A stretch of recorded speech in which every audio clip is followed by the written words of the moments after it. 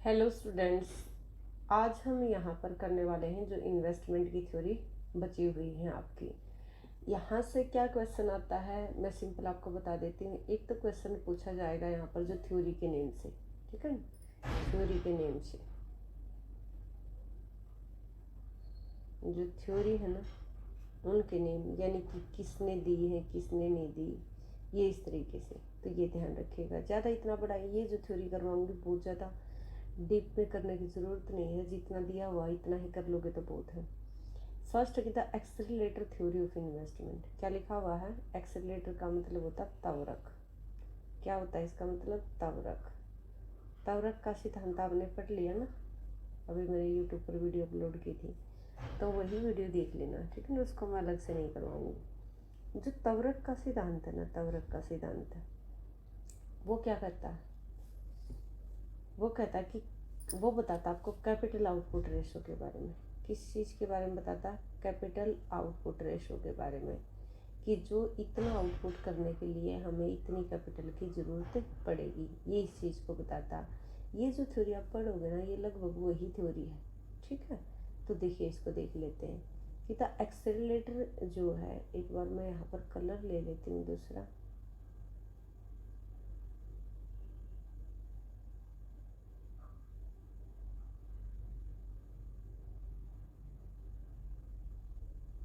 जो एक्सेलरेटर है उसका आपने देख लिया, और उसकी मतलब मैंने आपको बता दिया कि बताता कैपिटल आउटपुट रेशो के बारे में। अब यहाँ पर आप देखिए, फर्स्ट है कि the accelerator principle state that an increase in the rate of output of a firm will require proportionate increase in the capital stock, यानी कि जितने से यहाँ पर आउटपुट बढ़ेगा, ठीक है, उसी के हिसाब से हमें कैपिटल स्टॉक को भी बढ़ाना पड़ेगा, ठीक है। इसलिए यहाँ पर जो कैपिटल आउटपुट रेशो रहता है ना, कैपिटल आउटपुट रेशो वो क्या रहता है? कांस्टेंट रहता है। क्या रहता है? कांस्टेंट रहता है, ठीक है। जितने से आपका आउटपुट बढ़ेगा जिस अनुसार, उसी से आपको कैपिटल स्टॉक को भी बढ़ाना पड़ेगा। ये एक्सेलरेटर थ्योरी ये कहती है। The capital stock refers to desire, यानी कि ये जो कैपिटल स्टॉक है, ये जो की है, इसका ये होता है, इसको हम दिखाते हैं एक्सेलरेटर को इस तरीके से। कहीं पर यहाँ पर भी लिखा मिलेगा आपको, कहीं पर कुछ। अगर यहाँ पर आप ये कैपिटल स्टॉक निकालना चाहो, के निकालना चाहो, तो आप क्या करोगे? इसको इस तरीके से लिख सकते हो ना। पहले ये लिखा हुआ है ऐसे, ये वी है, ठीक है ना, स्मॉल वी लगा लेना। कहीं पर ये बीटा से दिखाया जाता है, कहीं पर ये लिखा हुआ कैपिटल आउटपुट रेशो ऐसे। ये एक्सेलरेटर है, ठीक है ना। वी जो है ना एक्सेलरेटर है। अगर यहाँ पर आप के को निकालोगे तो क्या करोगे? वी मल्टीप्लाई वाई, और ये हो गया के, ठीक है। तो जिस हिसाब से ये वी तो आपका रहता है कांस्टेंट, क्योंकि कैपिटल आउटपुट रेशो कांस्टेंट रहता है। तो जिस हिसाब से आपका के बढ़ेगा ना, मतलब जिस हिसाब से आपका आउटपुट बढ़ेगा, उसी हिसाब से आपको कैपिटल को बढ़ाना पड़ेगा, ठीक है। ये बात ये कह रहा है यहाँ पर। The capital stock refers to desire और ऑप्टिमम कैपिटल स्टॉक की, assuming that capital output ratio same. क्या है capital output ratio? Same. Same का मतलब क्या होता है? देखिए, जैसे मान लेते हैं कोई चीज़ है, ये कैपिटल है 2 और ये है लेबर 4। अगर इसको कट करोगे तो क्या हो जाएगा? 1/2। अब क्या करो तुम, इसको डबल कर दो, 4 होगी। नीचे वाली कितनी होगी? 8 होगी। इसको डबल कर दो, ये तो कितनी आई? 1/2। ये है, ये रेशो जो है ना, ये 1/2 ही आता रहेगा। इस तरीके से आपने बढ़ाकर देखा ना। इन्होंने कहा कि कैपिटल आउटपुट रेशो क्या रहेगा? कांस्टेंट रहेगा, और वो क्या है? वी है। The optimum capital stock is constant proportion of output so that any period T, यानी कि कोई भी टाइम पीरियड होगा ना, ठीक है ना, कोई भी टी टाइम, टी का मतलब क्या? कोई भी टाइम पीरियड, तो उसके अंदर जो ये वी है ना, ये कांस्टेंट रहेगा। ये वी जो अभी मैंने आपको बताया। The accelerator theory of investment in its simplest form is based upon the notation that a particular amount of a capital stock is necessary to produce a given of output। इसका मतलब क्या है? ये करें कि इस आउटपुट को produce करने के लिए आपको कोई पर्टिकुलर कैपिटल, यानी कि इतनी पूंजी की आपको आवश्यकता होगी, ठीक है। समझिए आप। अब बात करते हैं, इसको मैं आपको हिंदी में दिखा देती हूँ एक बार। हिंदी में देख लीजिए, यहाँ पर देखिए ये लिखा हुआ है कि जो निवेश है, वो निवेश का तवरक सिद्धांत जो है वो आपको क्या बताता है, वो बताता है आपको यहाँ पर कि तवरक सिद्धांत, उसी का हिंदी है ये, ठीक है। तवरक सिद्धांत बताता है कि एक फर्म उत्पादन की दर में वृद्धि के लिए पूंजी स्टॉक में आनुपातिक वृद्धि की आवश्यकता होगी। लिखा हुआ था ना वहाँ पर प्रोपोर्शनेट जो वृद्धि होगी पूंजी स्टॉक में भी, जिस हिसाब से उसको उत्पादन बढ़ाना, एक फर्म उत्पादन की दर में वृद्धि के लिए उसके पूंजी स्टॉक में आनुपातिक वृद्धि की आवश्यकता होगी। पूंजीगत स्टॉक वांछित, ठीक है ना, जो भी डिजायर था या ऑप्टिमम था, ठीक है ना, उसको हम क्या बोलते हैं, पूंजीगत स्टॉक वांछित या इष्टतम पूंजीगत स्टॉक को संदर्भित करता है। इसका मतलब क्या था, ये के था, ऐसे हो गया था ना, ये के आ गया था इधर, ये वी था, ये वाई था, ठीक है ना, इसको इस साइड ले जाओगे तो के वाई वाई हो जाएगा। तो इस के ने बता रहे हैं कि ऑप्टिमम बोल लो या डिजायर बोल लो। ये मानते हुए कि पूंजी उत्पादन अनुपात यानी कि कैपिटल आउटपुट रेशो वी दिखाता ना, तो करेगी ये क्या है, स्थिर है, तो ये वी है, ठीक है ना, ये दिखा रखे यहाँ पर। इष्टतम पूंजी स्टॉक आउटपुट का एक निरंतर अनुपात है। निरंतर का क्या मतलब है, ये तो कांस्टेंट रेट से बढ़ता है, ताकि वो करें कि किसी भी अवधि में, ठीक है ना, ये जो टी है ना, इसको ये मतलब किसी भी टाइम पीरियड में, टी टाइम पीरियड है। निवेश का त्वरक सिद्धांत अपने सरलतम रूप में इस धारणा पर आधारित है कि किसी दिए गए आउटपुट का उत्पादन करने के लिए एक विशेष मात्रा में पूंजी स्टॉक की आवश्यक है। यानी कि इसका मतलब क्या है, इसका ये है, यदि हम ये आउटपुट करना चाहते हैं तो इसके लिए हमें ये कैपिटल की ज़रूरत पड़ेगी। तो अभी तक तो आपने सिंपल 2 ही 3 बातें पढ़ी हैं, तो उसने एक ही लाइन में आप लिख लो कि जो निवेश का त्वरक सिद्धांत है, इस त्वरक को हम बोलते हैं, इसका फॉर्मूला होता है ये कैपिटल आउटपुट रेशो। या फिर आप, मैंने कई चीज़ें और भी बताई थी आपको, वो उस वीडियो में एक बार चेकआउट कर लेना। कैपिटल आउटपुट रेशो, और इसको क्या बोलते हैं, एक बोलते हैं इसको कि जो इन्वेस्टमेंट वहाँ पर मल्टीप्लायर में क्या था, इन्वेस्टमेंट में चेंज होने से आउटपुट में चेंज हुआ था, यहाँ पर आउटपुट, ठीक है ना, ये आउटपुट वही बात आ जाएगी। तो यहाँ पर इस जैसे के होता है ना, ये करंट का इन्वेस्टमेंट होता है, ये जो है ना पिछले साल का इन्वेस्टमेंट होता है, इसको हम लिख देते हैं चेंज इन के, और चेंज इन के को हम लिख देते हैं किसके बराबर, आई के बराबर, ठीक।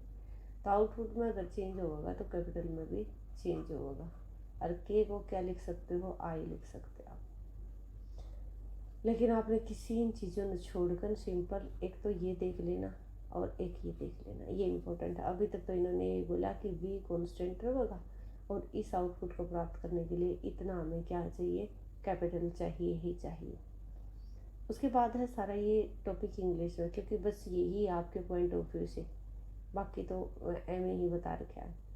अब यहाँ पर देखो, जो मैंने अभी आपको पीछे बता दिया कि जो ये KT-1 है और ये x है, ये वही है। अगर x को आप ऐसे रखोगे ना तो ये क्या हो जाएगा, KT डिवाइड बाई YT, ठीक है, KT डिवाइड बाई YT, और ये KT-1 जो है ना यहाँ पर, ये YT-1 है। इसका मतलब क्या है, ये पिछले साल की जो इनकम है, आउटपुट है, ठीक है ना, ये पिछले साल का कैपिटल है, इस चीज़ को दिखा रहा है। Since net investment equal to the difference between the capital stock in a time period T and the capital stock in a time period T-1, ये लाइन आपको पता क्या बता रही है, ये बता रही है कि जो ये आज जो इन्वेस्टमेंट किया जा रहा है, ये इन्वेस्टमेंट जो किया जा रहा है, ये आई है, चेंज इनकी को इसके बराबर रखते हैं। ये कह रहा है कि ये डिपेंड कर रहा है पिछले इन्वेस्टमेंट के ऊपर, पिछला कैपिटल स्टॉक कितना था, इन्वेस्टमेंट पिछला कैपिटल स्टॉक कितना था, और आज का कैपिटल स्टॉक कितना, समझे, उसको लिखेंगे चेंज इन के, और चेंज इन के को लिखते हैं हम इन्वेस्टमेंट। ये पूरी लाइन यही बता रही है सिर्फ। अब उसके बाद देखिए, net investment equal to x multiplied by the change in output from time period T-1 to time period T, ठीक है, ये T टाइम पीरियड है, और ये T-1 का मतलब पिछले की बात बता रहे हैं, ठीक। तो ये क्या दिखा रहे हैं, ये इस इक्वेशन में सोल्व कर रहे हैं। सिर्फ ये आपने ये कर रहे हैं कि हम क्या कर रहे हैं यहाँ पर, कि जो हमारा यो इन्वेस्टमेंट है ना, ये जो कैपिटल स्टॉक है, ये डिपेंड कर रहा है इसके ऊपर, ठीक है, ये रहा, ये इसके बराबर है, ये रहा, ये x है जो कैपिटल आउटपुट रेशो को शो करता है, x से रिलेटेड, ये इसके मल्टीप्लाई में सिर्फ ये करें। Net investment equal x the accelerator coefficient multiplied by the change in output. ये इसके साथ है ना, ये जो एक्सेलेरेटर कोफिशिएंट है इस आउटपुट के साथ मल्टीप्लाई किया तो इसका रिजल्ट क्या आएगा। एक्स इज एज्यूम, यानी कि एक्स को तो हम बी मान रहे थे तो वहाँ कॉन्स्टेंट ही नहीं था। Investment is a function of the change in output. तो इसका मतलब क्या है, इन्वेस्टमेंट कितना होगा वो आउटपुट के ऊपर डिपेंड करेगा, ये तो कॉन्स्टेंट ही हो जाएगा। ठीक है, तो कुल मिलाकर एक फॉर्मूला, उस फॉर्मूला की बार ही नहीं जा रहे हैं, इन्हें सिर्फ ये कहा है कि हम बताना चाह रहे हैं आपको कि हमारा जो नेट इन्वेस्टमेंट हो है वो है इसका डिफरेंस, इसका आज पिछले साल का कैपिटल स्टॉक का और आज का जो कैपिटल स्टॉक है इसको बोलते हैं चेंज इन की और इसको बोलते हैं इन्वेस्टमेंट। ठीक है, और जो एक्सेलरेटर जो तावरक होता है उसका फॉर्मूला है के डिवाइड बाय वाई, इसको बोलते हैं कैपिटल आउटपुट रेशो। इतना आउटपुट करने के लिए इतनी कैपिटल की ज़रूरत है, के जो कैपिटल है उसकी ज़रूरत हमें पड़ेगी। उसके बाद ये कर रहे हैं कि यदि आपने के निकालना है तो के निकालने के लिए सिर्फ आप क्या करोगे, इस जो एक तरीके से एक्सेलरेटर कोफिशिएंट है उसको मल्टीप्लाई कर दोगे वाई से। अब ये कह रहे हैं कि ये तो रहा है कांस्टेंट। ठीक है, तो इसका मतलब क्या है कि इन्वेस्टमेंट डिपेंड करेगा, यू डिपेंड करेगा इसके ऊपर।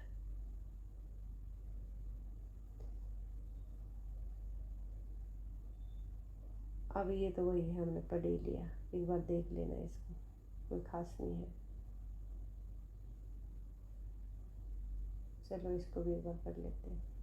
ये क्या कर रहा है कि output increase net investment is positive. बिल्कुल, अगर आउटपुट बढ़ेगा तो हमने निवेश करना पड़ेगा। It output increase more rapidly new investment भी इंक्रीज। ठीक है, थ्योरी के अकॉर्डिंग क्या है, a particular amount of a capital is necessary to produce a given level of output. ठीक है ना, वही बात है कि हमने एक पर्टिकुलर अगर उत्पादन करना था तो हमें एक पर्टिकुलर जो है ना कैपिटल भी चाहिएगी। एग्जाम्पल दे रखे हैं, इन्हें कहा आगे सपोज 400 करोड़ की कैपिटल की आवश्यकता होगी 100 करोड़ के आउटपुट के लिए। अब देखिए क्या करें, ये करें हैं कि यो हमारा कैपिटल है और यो हमारा आउटपुट है। यदि हम यहाँ पर इसकी बात करें आउटपुट के लिए तो हमें पूंजी की ज़रूरत होगी 400 की। ठीक है, और यहाँ पर ये क्या है, ये एक्सेलरेटर है। एक्सेलरेटर पे कितना आ जाएगा आपका, 4 आ जाएगा। देख रहे हो ना, एक्सेलरेटर कितना आएगा, 4 आएगा। आप इस बात में एक बात समझिए, ये करें कि यदि हमें 100 रुपये का उत्पादन करना तो 400 रुपये खर्च करने पड़ेंगे। यह बात हमेशा सही होगा, ये क्वेश्चन पूछा भी जाएगा। इसका मतलब ये है कि कैपिटल की है ना, कैपिटल के ऊपर जो इन्वेस्टमेंट हो ना वो ज़्यादा करना पड़ा हम ना, बजाय कि जितने का हमारा सामान बिका है। क्यों, देखिए ये क्या दिखाना बताना चाह रहा है आपने, ये बताना चाहा है कि मान लिया जाए कि आपका एक दरी का कारखाना है। ठीक है ना, जो दरी का आपका कारखाना है, जो दरी का कारखाना है उसमें देखिए मान लेते हैं कि रोज़ है ना आपकी दरी के कारखाना में 2 दरी की डिमांड बढ़ जाए। ठीक है ना, किस चीज़ का कारखाना है आपका, दरी का कारखाना है, दरी का कारखाना है, कारखाना जो ये दरी का कारखाना है ना इसमें मतलब आपने देखा है कि डिमांड बढ़ गई है। ठीक है ना, दरी की 2 डिमांड बढ़ रही है। और जब इन्वेस्टमेंट करोगे, जब आपने ये लगा कि कॉन्टीन्यूस या डिमांड इंक्रीज हो रही है दरी की, ठीक है ना, अगर ये दरी की आपने लगेगी 1-2 दिन के लिए है तो नया इन्वेस्टमेंट नहीं होगा। अब इस दरी के बनाने के लिए कि मशीन की ज़रूरत पड़ेगी। ठीक है ना, 2 दरी की डिमांड बढ़ रही है और 2 दरी में मान लेते हैं कि एक करगा लगा है, एक जो दरी बनाने वाला आ गया ना उसमें एक करगे की ज़रूरत पड़ा है। और ये जो दरी बिकेंगी ना, मान लेते हैं यहाँ पर कि कुछ भी हो 400 से वाला मान सको अपना दौड़ते भी बना सको आप। ठीक है ना, अपने पास से बना सकते हो ये चीज़ें। क्यों, अब ये करें कि मान ले इसकी जो कीमत है ना वह है 50 रुपये। ठीक है ना, 25 की एक दरी है और इधर मान कर चलो कि हो सकता है कि करगे की कीमत 200 रुपये हो, तो तुम करोगे 200 बटे अगर 50 करोगे तो कितना आ जाएगा, तो ये आ जाएगा, कट गया। वही इसमें विचार आएगा और कोई नंबर ले लेना आप। ठीक है ना, ज़्यादा कम। तो इसका मतलब क्या है कि हमेशा ही जितने की डिमांड बढ़ी है ना उससे ज़्यादा हमने मशीन, क्योंकि आपको ना पता है कि मशीन तो महंगी आओगी, वो फुल टाइम तक इधर ही बनाती रहेगी। वो दूसरी बात, आज करंट में देख रहे हैं कि 2 दरिया की डिमांड बढ़ी है जो 50 रुपये की बिकने वाली है, लेकिन उन 2 दरिया की बढ़ी हुई डिमांड को पूरा करने के लिए हमें एक करगा चाहिए, एक मशीन चाहिए जो उस दरी ने बना कर उसकी कीमत है 200 रुपये। आपने ये बताने की कोशिश की जा रही है यहाँ पर पूरी इसमें, और बता दिया है इन्होंने, और एक्सेलेरेटर आ गया है इनका 4, देख पा रहे हो ना 4 आ रहा है। उसके बाद हम बात करते हैं इसके डायग्राम की। डायग्राम को देखिए एक बार क्या कहता है। डायग्राम आपको ये कहता है कि वैसे ये डायग्राम कुछ आप देख रहे हो, ये कह रहा है कि यदि हम यहाँ से लेकर यहाँ तक उत्पादन करेंगे ना, यहाँ से उत्पादन यहाँ से लेकर इतनी यूनिट का, तो हमारा उत्पादन बढ़ेगा बढ़ती दर। तो यहाँ पर देखिए ओ एक्सिस पर आउटपुट लिया है, और यहाँ पर ये टाइम पीरियड लिया गया है, यहाँ पर ये नेट इन्वेस्टमेंट लिया गया है। और आउट एक्सेलरेटर थ्योरी में की खासियत है, वो कहें कि आउटपुट के कारण से निवेश बढ़ा है, आउटपुट के कारण से निवेश बढ़ा है, ठीक है ना, ये बात है। तो कह रहे हैं कि इतने टाइम पीरियड तक हमें उत्पादन अगर हम इन्वेस्टमेंट कर रहे हैं ना, जो वो हमारी बढ़ती दर का आउटपुट बढ़ रहा है, ठीक है ना। बढ़ती दर का मतलब अगर है कि जितना, तो मान लेते हैं कि जितना हमने इन्वेस्टमेंट करा है, ठीक है ना, अगर मान लिया जाए कि हमने डबल करा है, और जो हमारा आउटपुट आवा ना डबल तो ज़्यादा हो जाए, डबल तो मान लिया जाए कि ज़्यादा हो तो इंक्रीजिंग होगा। तो यहाँ से यहाँ तक हमारा जो आउटपुट बढ़ रहा है बढ़ती दर है। तो नीचे डायग्राम में देखो तो उस टाइम पर हमारा इन्वेस्टमेंट भी बढ़ रहा है, ठीक है। उसके बाद T4 तक लेकर ना T6 तक जो है ना हमारा आउटपुट बढ़ रहा है, लेकिन घटती दर है। घटती दर का मतलब है जितने साधन लगाए हैं ना, अगर आपने साधन लगाए डबल कर दिए, लेकिन वो डबल तक कम उत्पादन हो रहा है, ठीक है ना, उत्पादन डबल नहीं हुआ, उस तक कम हुआ। तो यह जो रेंज है ना, या घटती दर ने दिखा लिया है। तो उस टाइम पर आप देख रहे हो जो घटती दर तो बढ़ रहा है, तो यू पॉजिटिव है, लेकिन घटने लग गया इन्वेस्टमेंट। एक पॉइंट पर जाकर जब आपने देखा कि आउटपुट जो है ना आपका मैक्सिमम हो गया, उस पॉइंट पर आपने देखा कि इन्वेस्टमेंट क्या हो गया, आपका 0 हो गया। और जब ये घटने लग गया तो आपका इन्वेस्टमेंट क्या हो गया, नेगेटिव हो गया। जब आउटपुट घटेगा तो आप क्या करोगे, उसका क्या फ़ायदा उस इन्वेस्टमेंट का, उसने डिस इन्वेस्ट करना शुरू कर दोगे आप। तो समझ गए मेरी बात को। उसके बाद हम बात करते हैं the internal funds theory of investment. Internal funds theory भी हिंदी इंग्लिश दोनों में है, ठीक है ना। उसकी जितना मैंने हिंदी की रिक्वायरमेंट थी ना रख दिया, ये जो ये PDF शेयर कर दूँगी मैं आपके पास। The internal theory, internal funds theory of investment. Internal funds का क्या मतलब समझो। इसका मतलब है जो फर्म के पास खुद के फंड्स पड़े हुए हैं ना, उन फंड्स का यूज करके इन्वेस्टमेंट करें, उसको हम इंटरनल थ्योरी ऑफ इन्वेस्टमेंट बोलेंगे। Under the internal funds theory of investment the desire capital stock and hence investment depends on A level of profit. अभी आपने तवरक वाली थ्योरी पढ़ी थी, तो उसमें क्या देखा था कि जो इन्वेस्टमेंट है ना वो किसके ऊपर डिपेंड करे, कितना इन्वेस्टमेंट किसके ऊपर, आउटपुट के ऊपर डिपेंड करे। ये कह रहे हैं कि इन्वेस्टमेंट आउटपुट के ऊपर नहीं, प्रॉफिट के ऊपर डिपेंड करे। किसके ऊपर डिपेंड करा है, प्रॉफिट के ऊपर, यानी कि लाभ के ऊपर डिपेंड करा है, ये कह रहे हैं। Several different explanation have been offered. तो करें कि अलग अलग जो है ना एक्सप्लेनेशन दी गई हैं। जो वो करें कि जन 3 वर्जन फॉर एग्जांपल, यानी कि 3 वर्जन ने जो इंटरनल फंड्स थ्योरी है उसके बारे में क्या कहा है कि has argued that realise profit accurately reflect the expected profit, ठीक है ना। जो भी हमारा प्रॉफिट है वो उसका मतलब कि जो भी हमने प्रॉफिट होने की संभावना है, उस प्रॉफिट की बात कर रहे हैं, फ्यूचर में जो आपने संभावना है कि कितना प्रॉफिट होगा। अब यहाँ पर पढ़िए, since investment presumably depends on expected profit, ठीक है ना। तो वह करें कि जो प्रॉफिट है ना, जो इन्वेस्टमेंट है ना किसके ऊपर डिपेंड करा है, जो भी संभावना यानी कि संभावित जो प्रॉफिट है, जो लाभ है। इन्वेस्टमेंट इज पॉजिटिवली रिलेटेड, यानी कि जो भी है जो इन्वेस्टमेंट, इसका मतलब ये करें कि ये इन्वेस्टमेंट है और ये फंक्शन है प्रॉफिट का। प्रॉफिट जितना ज़्यादा आपको लगेगा किसी बिजनेस में, उतना ही ज़्यादा आप इन्वेस्टमेंट करोगे, उतना ही जब ज़्यादा करोगे। इन दोनों में संबंध बता दिया कि इन दोनों का संबंध पॉजिटिव। सिर्फ अभी तक ये बात बोली है कि आउटपुट के ऊपर डिपेंड नहीं करता बल्कि profit. Alternative it has been argued that manager have a decide preference to financing investment internally. तो कहने कि जो भी मैनेजर्स होंगे तो वो क्या चाहोगे कि आप अब क्या करो, जहाँ भी आपने इन्वेस्टमेंट करना है तो आप अपने इंटरनली रिसोर्स से इन्वेस्टमेंट करो। अब आगे देखेंगे हम इंटरनली रिसोर्स किए हुए हैं उनके बारे में तुम जानोगे।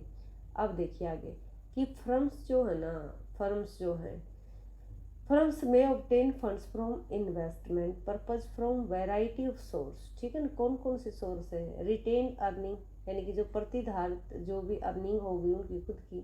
डेप्रिसिएशन एक्सपेंसेस, यानी कि जो भी घिसावट के लिए अपना फंड रख रखा टूट फूट हो गया तो उसने ठीक करवानी थी। जो आप अपना फंड रख रहे हो, fund set aside A plant and equipment depreciate, जो भी प्लांट है वो घिस पिट जाएंगे तब उन रिप्लेस करवाने के लिए जो फंड रखो ना, डेप्रिशिएशन या मूल्य ह्रास के लिए जो खर्चा रखो। Various type of borrowing including sale of bonds, वो करें कि दूसरे तरीके के उधार लेने के तरीके भी हैं। उधार लेने का तरीका क्या है, ये करें आपने अपने बॉन्ड सेल कर दो, ठीक है ना, अपनी कंपनी के बॉन्ड सेल कर दो, और वो करें कि इसमें स्टॉक सेल कर दो। तो ये इतने सारे तरीके बताए उन्होंने कि इस तरीके से लोन प्राप्त किया जा सके इन्वेस्टमेंट करने के लिए। लेकिन पहले छोड़ गए, ठीक है ना, यो है ना, यो सिर्फ हमारा इंटरनल है, बाकी क्या हमारे एक्सटर्नल है। अब देखिए रिटेन अर्निंग, सॉरी एक मिनट देखिए,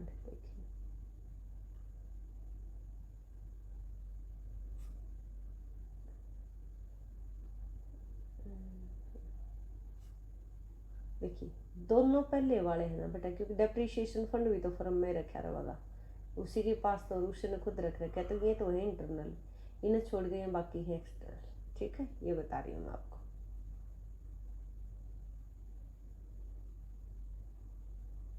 अब देखिए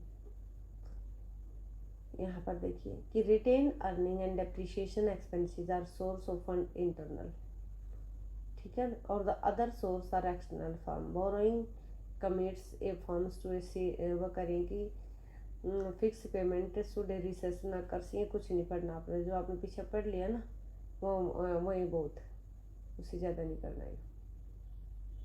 अब उसके बाद अब है यो हिंदी में, हिंदी देखिए एक बार। निवेश का आंतरिक सिद्धांत आपको क्या कहता है? निवेश का आंतरिक सिद्धांत के तहत वांछित यानी कि जो डिजायर कैपिटल स्टॉक और इसलिए निवेश मुनाफा, ये कुछ नहीं है यहाँ पर देखिए, वो पहले वाली लाइन है, इसमें कुछ मिस्टेक हो गई है। निवेश के आंतरिक कोष सिद्धांत के तहत वांछित पूंजी स्टॉक और निवेश मुनाफे के स्तर पर निर्भर करते हैं। हाँ, इसको काट देना, इसलिए को ये करेंगे जो इन्वेस्टमेंट है ना, या जो हमारा जो भी आंतरिक कोष सिद्धांत है, जो भी इंटरनल आपने थ्योरी देखी अभी इन्वेस्टमेंट की, ये करें कि जो भी डिजायर कैपिटल स्टॉक होगा और जो इन्वेस्टमेंट होगा दोनों किसके ऊपर निर्भर करते हैं, ठीक है ना, ये मुनाफा का मतलब प्रॉफिट के ऊपर निर्भर करते हैं। जॉन टीनबर्जन ने अपना तर्क दिया कि वास्तविक लाभ अपेक्षित लाभ को सटीक रूप से दर्शाता है। इसका मतलब क्या, ये करें कि जो भी आज प्रॉफिट है ना, वो किसके ऊपर हुआ, एक्सपेक्टेड प्रॉफिट को ही बताता है। निवेश संभावित रूपे अपेक्षित लाभ पर निर्भर करता है। वो करें कि जो भी इन्वेस्टमेंट आप करोगे फ्यूचर में करने वाले हो, आज जो इन्वेस्टमेंट करने वाले, फ्यूचर में नहीं, आज जो इन्वेस्टमेंट करने वाले फ्यूचर के प्रॉफिट के ऊपर डिपेंड करेगा, जो आपको लग रहा होगा कि आने वाले समय में मुझे कितना प्रॉफिट होने वाला है। इसमें तर्क दिया गया कि आंतरिक रूप से निवेश के वित्त पोषण के लिए प्रबंधकों की निश्चित प्राथमिकता होगी। अब इसके आगे देखते हैं, जो इंग्लिश में पढ़कर आए हुए हिंदी में है। अब इन्होंने बताया है कि वही आपने देख लिया, ठीक है ना, ये 4 तरीके की है। और आपने देखा था जो बरकरार रखी गई कमाई या मूल्य ह्रास, ठीक है ना, जो रिटेन अर्निंग थी ना वो आपकी ये हो जाएगी, मूल्य ह्रास ये तो हो गए उसके खुद के, और ये दोनों के दोनों हो गए उसके बाहर के। तो लिखा हुआ है कि मूल्य ह्रास बनाए रखा, ये बनाए रखा नहीं है, ये बरकरार, ठीक है ना, बरकरार को क्या लिखोगे, बरकरार ही लिखोगे, बरकरार, या रिटेन्ड अर्निंग इंग्लिश में याद कर लेना। ये दोनों ऊपर वाले इंटरनल हैं और बाकी जो है ना वो एक्सटर्नल है।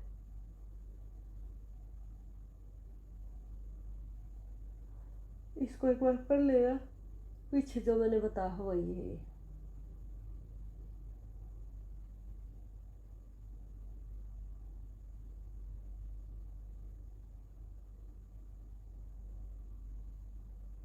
हाँ, ये भी वही। अब देखिए, अब हम बात करते हैं निवेश का लाभ का सिद्धांत, जो प्रॉफिट थ्योरी है इन्वेस्टमेंट की। मुनाफे को विशेष रूप से अविभाजित मुनाफे में निवेश के वित्त पोषण के लिए आंतरिक धन के स्रोत के रूप में मानता है।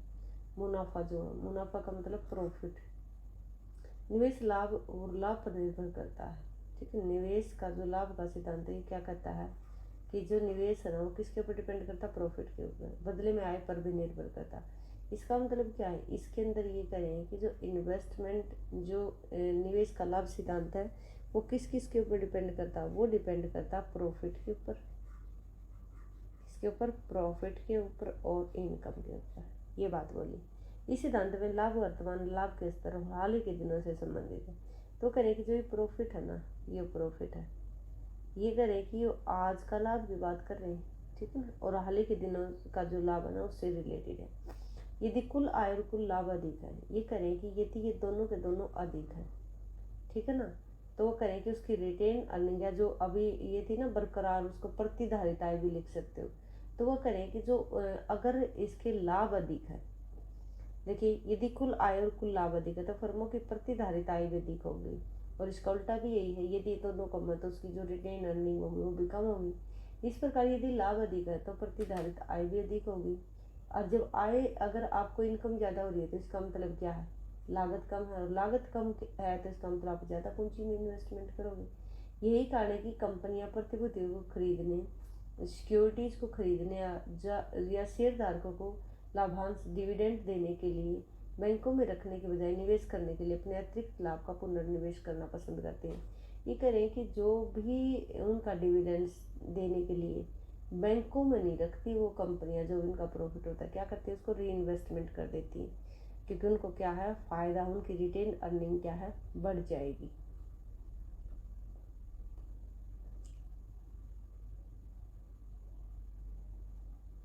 अब ये इंग्लिश में पढ़ लो।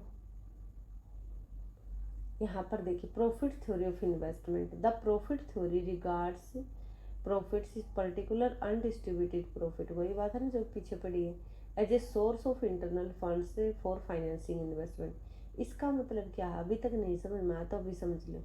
ये करें कि जो भी फर्म है ना, जो कोई भी फर्म है, वो प्रॉफिट थ्योरी ऑफ इन्वेस्टमेंट की जब आप बात कर रहे हो तो ये करें कि क्या करेगी फर्म, इन्वेस्टमेंट कौन सा करेगी। जैसे उन्होंने पीछे बोला था कि इन्वेस्टमेंट किसके ऊपर डिपेंड करता, प्रॉफिट के ऊपर, इससे पहले वाली आपने थ्योरी पढ़ी थी। तो ये करें कि ये जो प्रॉफिट है ना, कौन सा प्रॉफिट है, अनडिस्ट्रीब्यूटेड, अवितरित लाभ। जब कोई भी कंपनी हो है, ठीक है ना, एक कंपनी है, उस कंपनी को फायदा होता होगा ना, जब उस कंपनी को जो फायदा हुआ है, जितना मान लेते हैं कि इसको 1 करोड़ का फायदा होगा, 1 करोड़ में तो इसने क्या किया, फायदा ही है इसका 1 करोड़ का, इसने 20 लाख जो है ना, 20 लाख जो है, इन्होंने क्या किया, वो अपने जो भी इनके शेयर होल्डर्स थे, या जो मतलब जो सबका इन्होंने दे लेकर इनके पास बच जाते हैं 80 लाख रुपए। ये जो 80 लाख है ना, ये अनडिस्ट्रीब्यूटेड प्रॉफिट है कि इन्होंने इसको नहीं बांटा, ठीक है। तो वह करें कि जो भी इन्वेस्टमेंट करेगा तो उसके पास ये अनडिस्ट्रीब्यूटेड प्रॉफिट है, अनडिस्ट्रीब्यूटेड प्रॉफिट है, जिससे वो क्या कर सकता है, इन्वेस्टमेंट कर सकता है। इन्वेस्टमेंट जो है depend on the profit and profits in turn depend on income, ठीक है, ये 2 बार रिपीट हो गया है। इसका मतलब क्या है, ये करे हैं कि यहाँ पर जो ना इन्वेस्टमेंट है वो 2 चीज़ों के ऊपर डिपेंड करा है, अभी पीछे पड़ा था ना, प्रॉफिट और इनकम के ऊपर, ठीक है, ये प्रॉफिट और इनकम है, ये इनकम है।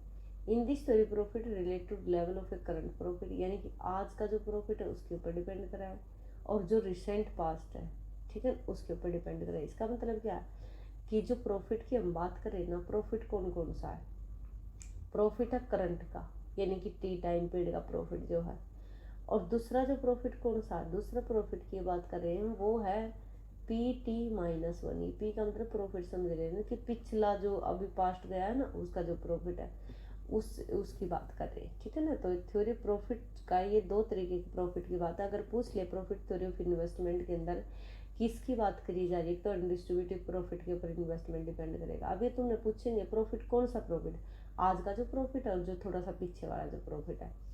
ये प्रॉफिट और हाई रिटेन यानी प्रतिधारी जो आय ना वो भी हाई, ठीक है, प्रॉफिट ज़्यादा होगा। द कॉस्ट ऑफ कैपिटल, जब आपकी आय ज़्यादा तो लागत क्या होगी, कम होगी, और जो ऑप्टिमल कैपिटल स्टॉक होगा वो ज़्यादा होगा। That is why firms prefer to investment their extra profit for making investments instead keeping them banks order to buy securities और give dividends to the share holders. तो वो करें कि फर्म में क्या करें, उन्हें बैंक में रखने के बजाय पैसा, यानी कि बैंक की जो सिक्योरिटीज परचेज करने की बजाय वो क्या कर ले, उसने री इन्वेस्टमेंट करना पसंद करा है, ठीक है ना, अपने पैसे को। अब आता है डजनबरी, ठीक है ना। अभी आपने पढ़ी थी ना relative income hypothesis given by Duesenberry, तो इन्होंने भी निवेश का डजनबरी का तवरक सिद्धांत है।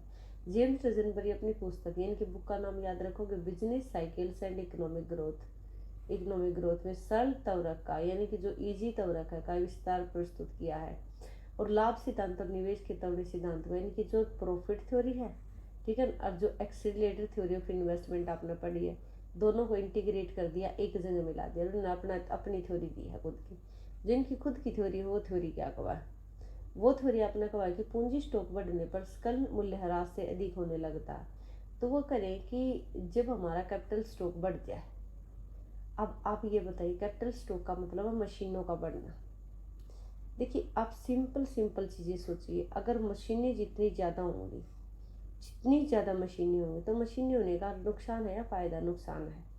जितनी ज़्यादा मशीनें आपके पास होंगी उतना ज़्यादा वो डेप्रिशिएट करेंगी। डेप्रिशिएट का मतलब ये नहीं है कि वो ज़्यादा होने के कारण से करें, डेप्रिशिएशन बढ़ जाएगा। क्यों, एक तो एक मशीन का खर्चा उठाना हो आपने, और एक 10 मशीन का, और एक फिर 100 मशीन का, एक 1000 मशीनों का।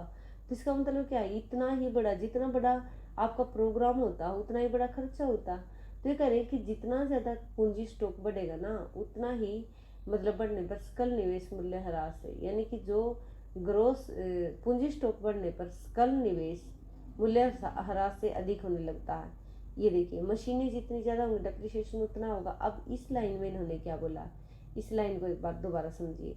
ये करें पूंजी स्टॉक बढ़ने पर सकल निवेश, यानी कि ग्रोस इन्वेस्टमेंट किसे डेप्रिसिएशन से बड़ा होता है। जब आपके पास, इसका मतलब क्या है, ग्रोस इन्वेस्टमेंट क्या होता है, ग्रोस इन्वेस्टमेंट होता है नेट इन्वेस्टमेंट और प्लस में नेट इन्वेस्टमेंट माइनस मूल्य ह्रास।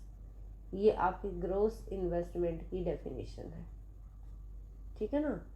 अब ये कह रहे हैं आपको जितना ज़्यादा कैपिटल स्टॉक बढ़ेगा उतना ही जो आपका ग्रोस इन्वेस्टमेंट है वो पॉजिटिव होगा। जितना ज़्यादा कैपिटल स्टॉक होगा, ग्रोस इन्वेस्टमेंट क्या होगा, ज़्यादा होगा, किससे, डेप्रिसिएशन से। ये बात बता रहा है।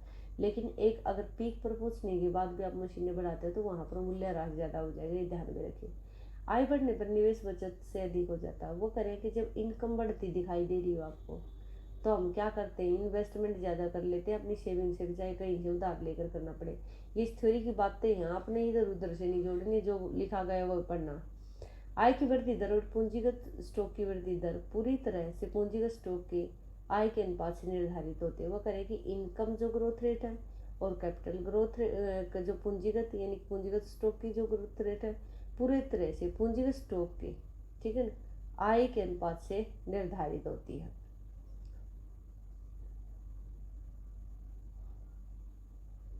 अब इंग्लिश में देख लीजिए, ये तो बुक तो आपने याद करनी पड़ेगी, business cycles and economic growth, ठीक है ना। इन्होंने क्या किया है, जो एक्सेलेरेटर था और जो प्रॉफिट थ्योरी थी, उन दोनों को क्या कर दिया, मर्ज कर दिया है एक जगह, ठीक है ना, एक जगह इंटीग्रेट कर दिया, लिखा हुआ ना, इंटीग्रेट कर दिया।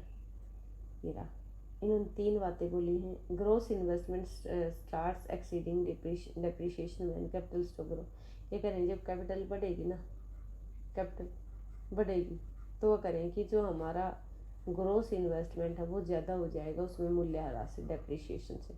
इन्वेस्टमेंट अगर बढ़ेगा तो वो करें इन्वेस्टमेंट एक्सीड सेविंग से, वो करें कि investment exceed saving when income grows. तो करें कि जब हमारी इनकम बढ़ती है ना, इनकम बढ़ेगी तो जो इन्वेस्टमेंट है ना वो हमारे सेविंग से बढ़ जाएगा।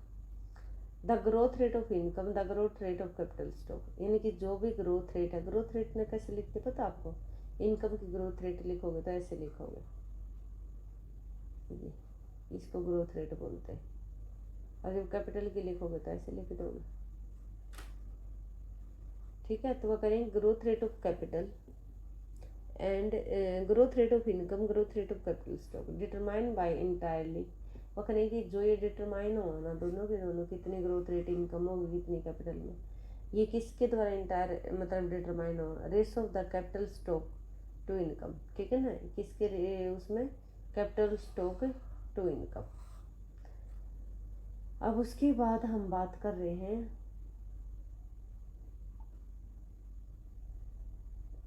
ये एक बार देखो, इसमें इसी थ्योरी को थोड़ा सा आगे बताया। He regards investment is function of income. तो करेंगे इन्वेस्टमेंट जो होना वो फंक्शन है, इन्वेस्टमेंट कितना किया जाएगा वो इनकम के ऊपर, कैपिटल स्टॉक के ऊपर। और कैपिटल कंजम्पशन यानी कि डेप्रीशिएशन, ये जो आर लिखा हुआ नहीं है डेप्रीशिएशन है, डेप्रीशिएशन के ऊपर आर इनके ऊपर डिपेंड करता है। हम कितना इन्वेस्टमेंट करेंगे, देखेंगे इकोनॉमी में आउटपुट बढ़ेगा या नहीं बढ़ेगा। हमारे पास पहले ऑलरेडी कितनी मशीनें, अगर आलतू फालतू पड़ी हुई है तो क्या करोगे इन्वेस्टमेंट करके। मशीनें कितनी जल्दी घिस पिट जाती हैं उनके ऊपर। और ये तीनों ही जो दिखाए गए ना वो इंडिपेंडेंट है। देखो all the independent variable can be represented, ये है इंडिपेंडेंट। तो अगर पूछ ले इस थ्योरी में क्या है, ये इंडिपेंडेंट है डिपेंडेंट, तो आप बोलोगे इंडिपेंडेंट है आउटपुट, कैपिटल स्टॉक और डेप्रीशिएशन। इस डेप्रीशिएशन को ही कंजम्पशन, कैपिटल ऑफ कंजम्पशन बोलते हैं। Where T refers to the current period, वो करेंगे जब हम टी की बात करा ना, आज के टाइम पर जो मशीनें डेप्रीशिएट करें उसकी बात करें। और ये जो है ना T-1, इसका मतलब जो पिछले पीरियड की बात करें, जो लिखा है ना T-1, इसका मतलब क्या है, ये इन्वेस्टमेंट है ना, ये आज पीछे कितना आउटपुट था उसके ऊपर डिपेंड करेगा। पीछे कैपिटल आज का जो इन्वेस्टमेंट है, ठीक है ना, अगर यहाँ पर टी टाइम पीरियड के लेकर चलोगे ना तो आज का जो इन्वेस्टमेंट डिपेंड करेगा पीछे आउटपुट कितना था, पीछे कैपिटल स्टॉक कितना था, उसी का आधार पर आज मशीन लगाओगे, ठीक है ना। और ये जो है ना आज डेप्रीशिएशन कितना। According to Duesenberry profits depend upon the positive in the national income. तो वह करेगी जो है ना ये इन्वेस्टमेंट है ना इसके साथ पॉजिटिव रिलेटेड, जितना ज़्यादा इकोनॉमी में आउटपुट बढ़ने की संभावना होगी ना उतना ज़्यादा इन्वेस्टमेंट किया जाएगा, ठीक है। और दूसरा है कैपिटल स्टॉक के साथ, इसके साथ इसका संबंध है नेगेटिव। क्यों? देखिए नेगेटिव इसलिए जितनी ज़्यादा मशीनें आलतू फालतू पड़ी होंगी, जब ऑलरेडी पहले ही पड़ी हुई हैं तो क्या इन्वेस्टमेंट करोगे आप, तो इन्वेस्टमेंट डिक्रीज होगा। ये कुछ नहीं है यहाँ पर, ये चीज़ें आप ध्यान रखो।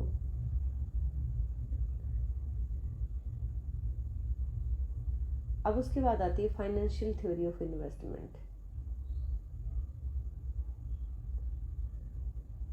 एक सेकेंड रुकिए।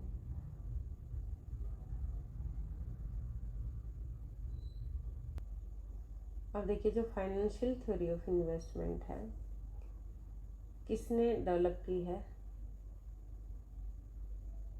यहाँ पर देखिए James डजनबरी।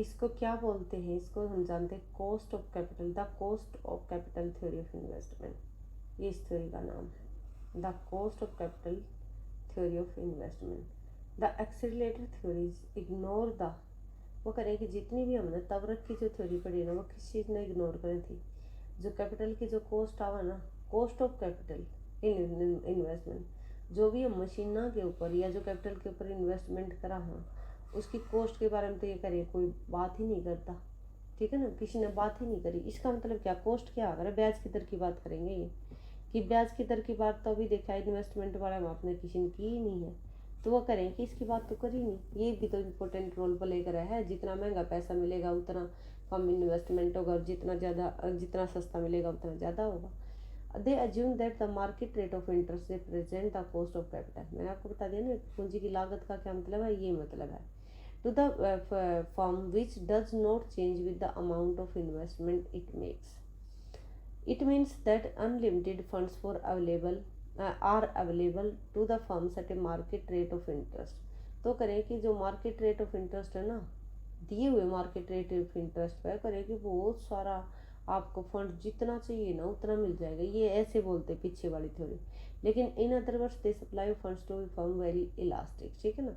In other words they firm, वो करें इसका मतलब तो क्या है, जो पैसा है ना उसकी जो इलास्टिसिटी है ना, यानी कि वो इलास्टिक है बहुत ज़्यादा। इलास्टिक का मतलब है दिए हुए इस पर रेट ऑफ इंटरेस्ट पर जितना मर्जी आपने 1 करोड़ चाहिए, 100 करोड़ चाहिए, 1000 करोड़ चाहिए, जितना मिल जाएगा। लेकिन रियलिटी में क्या है, देखिए करें कि रियलिटी में लेकिन क्या है, reality and unlimited supply funds is not available. ये करें कि ना झूठी बात, ऐसा है ही नहीं कि जितना लोगों चाहिए पैसा उतना मिल जाएगा, फरमान नहीं। तो वह करेगी the firm any time period at a market rate of interest, वह करेगी ना दिए हुए मार्केट रेट ऑफ इंटरेस्ट पर जितना फर्म इन्वेस्ट करना चाहिए वो सारा का मतलब उतना पैसा मिल जाएगा, ये पॉसिबल नहीं होता है। इन्होंने ये बात बोली है। अब यहाँ पर ये आपको बताएंगे कि क्या करें। As more and more funds are required by investment spending the cost of funds rise. ये करें कि जैसे जैसे आप पैसे की डिमांड इन्वेस्टमेंट के लिए जो है ना पैसे की डिमांड ज़्यादा करोगे वैसे वैसे पैसा क्या महंगा होता चला जाएगा, उस पर जो ब्याज की दर है ना बढ़ती चली जाएगी। इसका मतलब है जो कॉस्ट ऑफ कैपिटल है, जो कॉस्ट ऑफ कैपिटल है, कॉस्ट ऑफ जो कैपिटल है वो बढ़ जाएगी। इस बात का आप समझ गए होंगे क्या है। देखिए मैं आपको बताती हूँ एक बार सिंपल वे से। यहाँ पर ये लाइन आपको बताती है, ये बात बताती है कि जब आपके खर्चे जब आप इन्वेस्टमेंट के ऊपर ज़्यादा खर्च करोगे तो इसका मतलब क्या खर्च करोगे, पैसा खर्च करोगे ना, मनी खर्च करोगे। और आप सभी जानते हो कि जो एक सेंट्रल अथॉरिटी होती है ना मनी की सप्लाई को कांस्टेंट रखती है। मान लेते हैं मनी की सप्लाई ना जो हुआ है 50 करोड़, जब तक 50 करोड़ तक डिमांड बढ़ेगी, ठीक है मान लेते हैं कि 2% के हिसाब से पैसा मिल रहा है तो ठीक है 2% के हिसाब से देते रहेंगे। यदि 50 करोड़ से बढ़कर 70 करोड़ हो जाए तो यही पैसा महंगा हो जाएगा। 70 करोड़ अगर हो जाती है तो यही रेट 2 से हो सकता है कि 5 हो जाए, लेकिन पैसा यही रहेगा। तो इसलिए ये करें कि जैसे जैसे डिमांड बढ़ेगी वैसे वैसे रेट ऑफ इंटरेस्ट बढ़ेगा। To finance investment spending the firm may borrow in market at whatever interest rates funds are available. ठीक है, तो the finance investment spending the firm may भी बोरो, उधार करेंगे, उधार ले लेंगे ना मैं बाहर से। उसके बाद देखिए आप, हाँ इसको हिंदी में भी है, हिंदी में पढ़ लेना।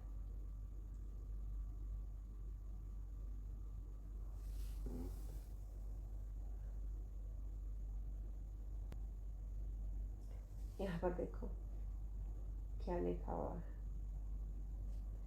कि जो फाइनेंशियल थ्योरी ऑफ इन्वेस्टमेंट है वो किसने दी, डजनबर्ग ने, अभी आपने पढ़ा। इस निवेश के पूंजीगत सिद्धांत की लागत वो करेगी, इसे निवेश का ना पूंजीगत सिद्धांत के नाम से भी हम जाना है। त्वरक सिद्धांत फर्म द्वारा निवेश निर्णय पूंजी लागत की वो करे, जितनी भी आपने जो आपने एक्सेलरेटर थ्योरी पढ़ी ना उसमें इस कैपिटल की जो कॉस्ट है ना उसकी बात नहीं की गई कहीं भी।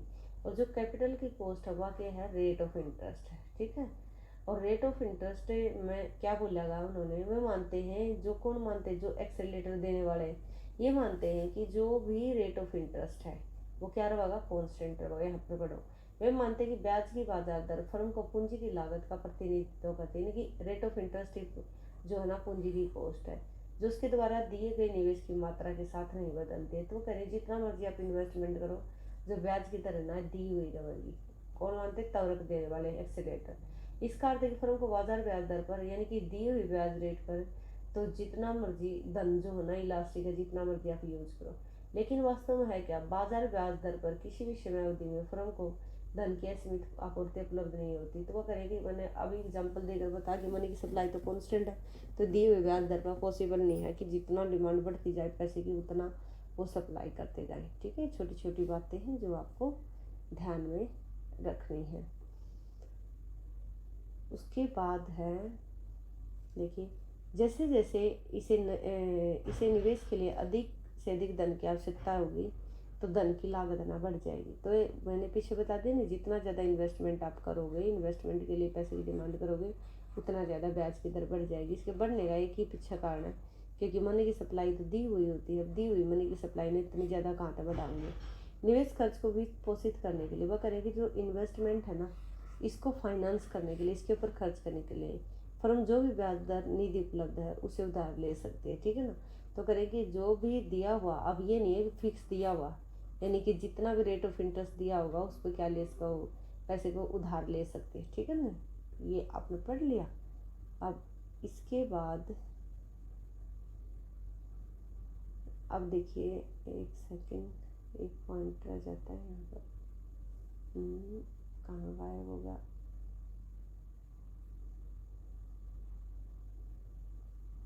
अरे वाह स्लाइड ही भाग गई।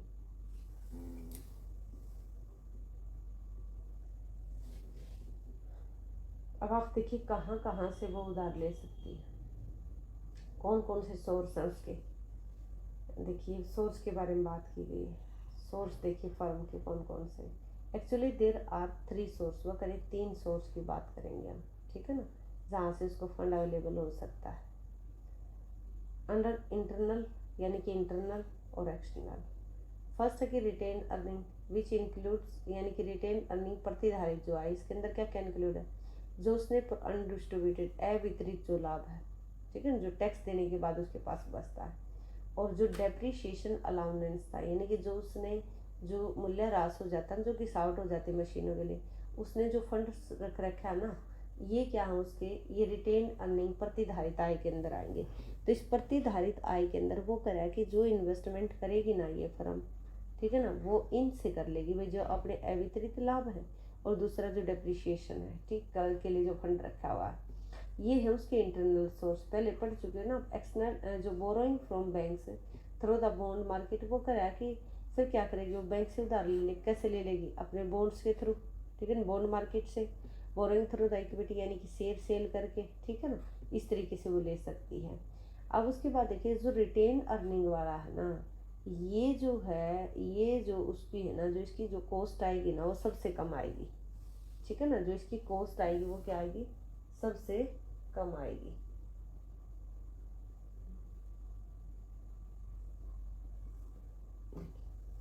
ये तो उसका खुद का है, खुद का सिस्टम है ना ये वाला। तो इसके लिए जो कॉस्ट भी आएगी ना, चीपेस्ट, चीपेस्ट का मतलब सबसे सस्ते सोर्स है, अगर इस पैसे का यूज करते तो यहाँ पर कोई रिस्क नहीं है, ठीक है ना, किसी को कुछ ब्याज ब्यूज नहीं देना, ना किसी का डेप्ट है, ना किसी को रीपे करना है। तो अब उसके बाद हम देखते हैं, ये तो आपने देख लिया रिटेन अर्निंग के बारे में। दूसरा देखिए बोरोइंग करने के और जो तरीके 3 बताए ना उन्होंने, क्या करेगी, उधार ले लेगी, उधार लेगी फंड, कैसे लेगी, when the firm needs funds for then retain earning, वो करे जितने उसके पास थे ना, डेप्रिसिएशन का फंड भी उसने यूज कर लिया, अनडिस्ट्रीब्यूटेड प्रॉफिट भी यूज कर लिया। अगर उसके बाद भी उसने ज़्यादा पैसे की जरूरत पड़ी तो क्या करेगी, बॉन्ड सेल कर देगी अपनी कंपनी के, ठीक है ना, the cost of borrowed funds, ठीक है। अब यहाँ पर ब्याज की दर चुकानी पड़ेगी, क्योंकि अगर ये बॉन्ड जारी करेगी तो उसने ब्याज देना पड़ेगा, जो भी ये बॉन्ड खरीदेंगे। इक्विटी यानी कि जब शेयर जारी कर देगी, शेयर में इसमें क्या बॉन्ड में क्या डिफरेंस हो, जो मेजर डिफरेंस हो ना ये वो है, इनके ऊपर जो ब्याज देना पड़ेगा ना, वो रेट ऑफ इंटरेस्ट होगा फिक्स। यहाँ पर जो शेयर की बात करेंगे, इक्विटी इशूज या शेयर की बात करेंगे, यहाँ पर जो कंपनी की जैसी सिचुएशन होगी ना, उसके आधार पर यदि कंपनी डूब गई तो जो शेयर होल्डर है उनका प्रॉफिट डूब जाएगा ना, कुछ नहीं मिलता। यदि कंपनी ऊपर चली गई तो उन्हें भी मिल जाएगा, ठीक है ना, अच्छा खासा फायदा हो जाएगा। द तीसरा सोर्स है उसका, क्या करेगी, वो शेयर इशू कर देगी स्टॉक मार्केट में। The imputed cost of equity funds is more costly, वो करेंगे बहुत ज़्यादा कॉस्टली हो गई than opportunity cost of retained earning और बोरोड फंड। तो क्या करे, ये करे कि ये इससे भी ज़्यादा रिस्की भी हों और बहुत ज़्यादा कॉस्टली हों, रिटेन अर्निंग तभी इस तभी, ठीक है ना। अपॉर्चुनिटी कॉस्ट जो हो ना, उन अपॉर्चुनिटी कॉस्ट क्या हो, अवसर लागत हो ना, कि एक विकल्प को छोड़ के दूसरे विकल्प पर जाना। अगर हम बोरोड यानी कि बॉन्ड्स वाला छोड़ दे, रिटेन अर्निंग अपने मूल्य रस वाला फंड, और दूसरा अनडिस्ट्रीब्यूटेड प्रॉफिट, अगर उसने छोड़कर इसके ऊपर आ जाता ना, बहुत ज़्यादा कॉस्ट है इसकी। डजन बरी पॉइंट्स आउट, उन्होंने पॉइंट आउट किया, the yield cost of equity finance usually to 10% of large firms, ठीक है ना। तो ये इतनी है, 7 से लेकर 10% तक।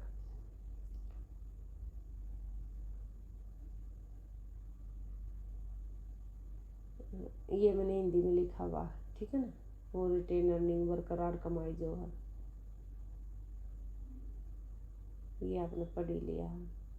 ये जो बोरो यानी कि जो बॉन्ड से आपने कहा ये इक्विटी से, तो नीचे वाली लाइन में, एक सेकेंड,